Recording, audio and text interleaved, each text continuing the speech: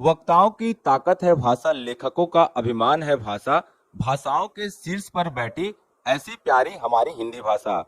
हिंदी दिवस आज पूरे देश में साथ ही अंतर्राष्ट्रीय स्तर पर बड़े ही धूमधाम से मनाया जा रहा है। इस मौके पर हमारे साथ खास बातचीत के लिए हैं दानी राम वर्मा सर, जो कि पूर्व में दानी कन्या स्कूल के प्राचार्य रह चुके हैं, साथ ही माध्यमिक शिक्षा मंडल एवं अनेक सामाजिक संगठनों के पदाधिकारी भी रह चुके हैं। कहते हैं हिंदी भाषा मन की भाषा है, यह सारे द्वार खोल देती है। इस पर आप क्या कहेंगे सर? हिंदी चूंकि संस्कृत की भाषा है, इसलिए हम भारतवासियों के लिए बहुत मान सम्मान का विषय है। भाषा के क्षेत्र में दुनिया में हिंदी भाषी लोगों की बड़ी कद्र है। ये प्रत्येक हिंदी भाषी को मालूम होना चाहिए। वैश्विक मंचों पर हम देखते हैं कि हिंदी तेजी से अग्रसर हो रही है, तो भारत की जनता एवं विश्व की जनता जो है हिंदी को किस प्रकार अपनाए और कैसे इसे आगे ले जाए, इस पर आपके क्या विचार है?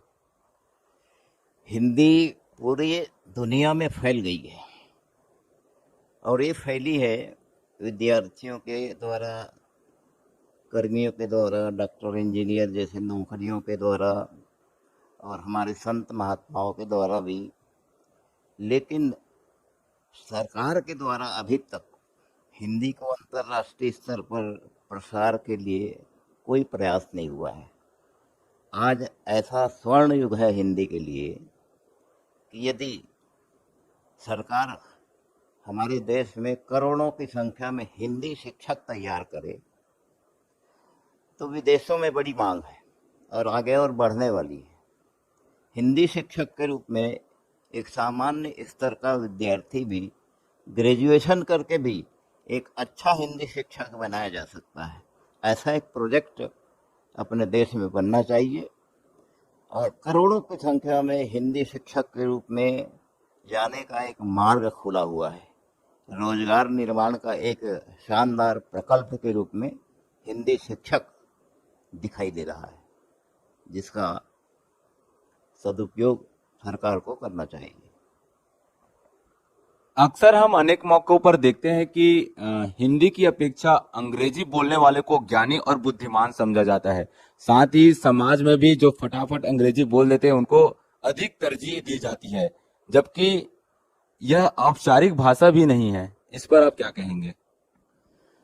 देखो, हिंदी 52 ध्वनियों की भाषा है, जबकि अंग्रेजी 26 ध्वनियों की भाषा है।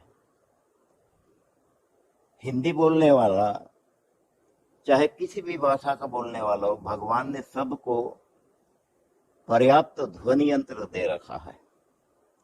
हिंदी संस्कृत बोलने वाले का सभी ध्वनि यंत्र सक्रिय रहता है, इसलिए हम दुनिया के किसी भी देश की भाषा को आसानी से समझ और बोल सकते हैं। अंग्रेजी बोलने वाला तोतला होता है, क्योंकि उनको केवल 26 ध्वनियों का अभ्यास है। शेष ध्वनियों का उच्चारण वो करता नहीं, इसलिए उसके वो ध्वनि यंत्र मृत हो चुके हैं।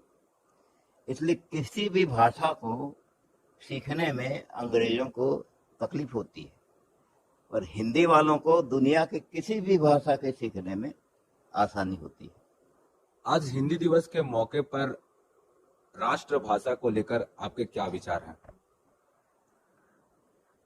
राष्ट्रभाषा दुर्भाग्यवश विधिवत रूप से आज भी हमारी राष्ट्रभाषा नहीं है। हिंदी को भारत के संविधान में राजभाषा लिखा गया है, राष्ट्रभाषा नहीं। राजभाषा एक प्रकार से षड्यंत्र प्रतीत होता है, क्योंकि राजभाषा ने राज की भाषा, राष्ट्रीय भाषा ने राष्ट्रभाषा। तो गांधी जी ने आजादी के पहले ही कांग्रेस के अधिवेशन में प्रस्ताव रख के स्वीकृत करवाया था कि आजाद भारत की राष्ट्रभाषा हिंदी होगी। तो राष्ट्रभाषा के शब्द के स्थान पर उसको विलोपित कर राजभाषा शब्द लिखा गया। इसके पीछे तो एक घोर षड्यंत्र प्रतीत होता है जो बर्दाश्त से बाहर है। वास्तविक में आज हमारे भारत के संविधान में प्रस्ताव आना चाहिए हिंदी को राष्ट्रभाषा का दर्जा देने का, और भारत के संविधान में संशोधन करना चाहिए हिंदी हमारी राष्ट्रभाषा है, तभी हिंदी को सही सम्मान देश में मिल सकेगा।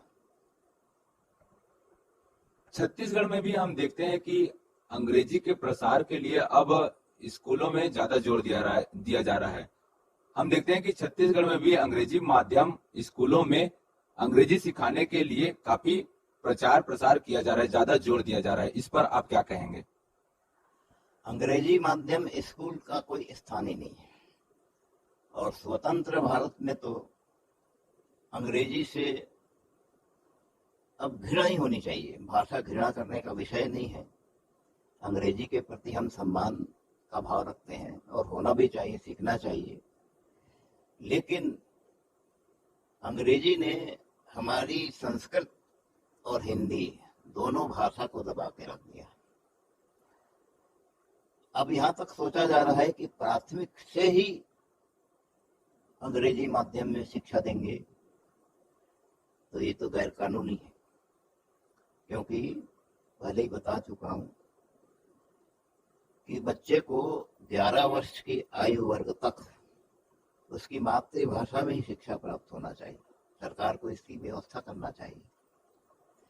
11 वर्ष के बाद त्रिभाषा फार्मूला के अनुसार अंग्रेजी का स्थान बनाना चाहिए, लेकिन अंग्रेजी के पहले संस्कृत का स्थान है। हिंदी संस्कृत के बाद ही एक तृतीय भाषा के रूप में अंग्रेजी को स्थान मिलना चाहिए। लेकिन अंग्रेजी माध्यम से शिक्षा और सबको एक जैसी शिक्षा, ये तो शिक्षा के सिद्धांत के भी खिलाफ है और राष्ट्रीय शिक्षा नीति के भी खिलाफ है। हिंदी दिवस के मौके पर हमारे साथ जुड़े थे आज दानी राम सर, जो कि पूर्व दानी कन्या स्कूल के प्राचार्य रह चुके हैं, साथ ही अनेक पदों पर भी वह अपने दायित्वों का निर्वहन कर चुके हैं। उन्होंने बताया कि किस तरीके से हिंदी भाषा को और भी आगे ले जाया जा सकता है। हरीश साहू के साथ बोल छत्तीसगढ़।